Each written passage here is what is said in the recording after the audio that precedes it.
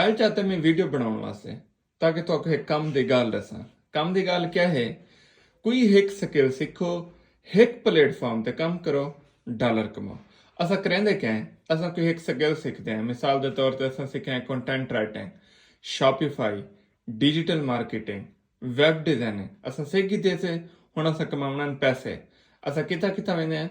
Facebook ते, Upwork ते, fibre ते, लिंक्डइन ते, गूगल ते, इन्हें सारे ते असां चक्कर मरेंदे हैं। उथां प्रोफाइल बढ़ाई, उथां प्रोफाइल बढ़ाई, उथां प्रोफाइल बढ़ाई। मकसद मैं कोई एक प्रोजेक्ट पकड़ घिना, उन प्रोजेक्ट ते काम करा, क्लाइंट कने पैसे घिना। फेल थी वञे। जहिड़े लोग इवें कराइनि सारे फेल थी वञनि। जिन्हें ॿारनि कोशिशि की आहे सारे फेल थी गए।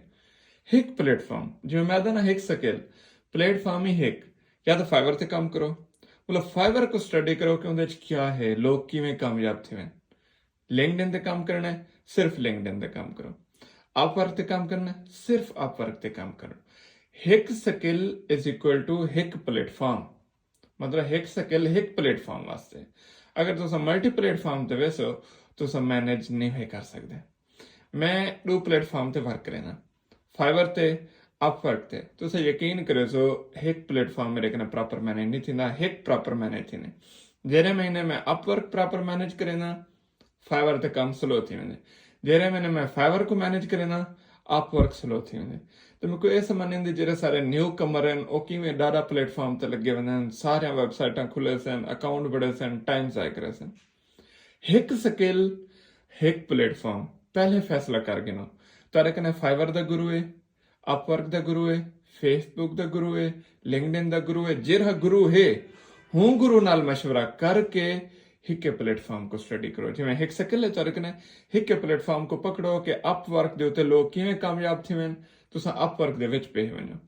फाइवर ते लोग किवें कामयाब थी वञनि, फाइवर दे विच पे वञो।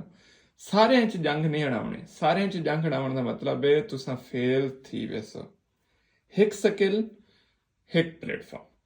ਇਹ ਕੰਮ ਦੀ ਗੱਲ ਹੈ, ਇਹ ਕੰਮ ਦਾ ਮਸ਼ਵਰਾ ਹੈ ਮੈਂ ਕਿ ਜਿਹੜੇ ਸਾਰੇ ਨਿਊ ਕਮਰ ਹਨ ਉਹਨਾਂ ਨੂੰ ਦੱਸ ਦੇਵਾਂ ਤੁਸੀਂ ਇੱਕ ਸਕਿੱਲ ਸਿੱਖ ਕੇ ਡਾਟਾ ਪਲੇਟਫਾਰਮ ਤੇ ਅਕਾਊਂਟ ਬਣਾ ਦੇਵੇ। ਨਹੀਂ ਬਣਾਉਣਾ, ਕ੍ਰਾਸ ਮਾਰ ਦਿਓ।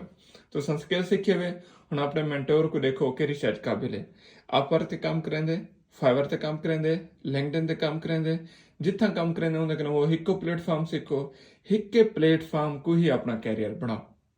हर सूरत एक प्लेटफॉर्म, दूसरे प्लेटफॉर्म की जरूरत है नहीं।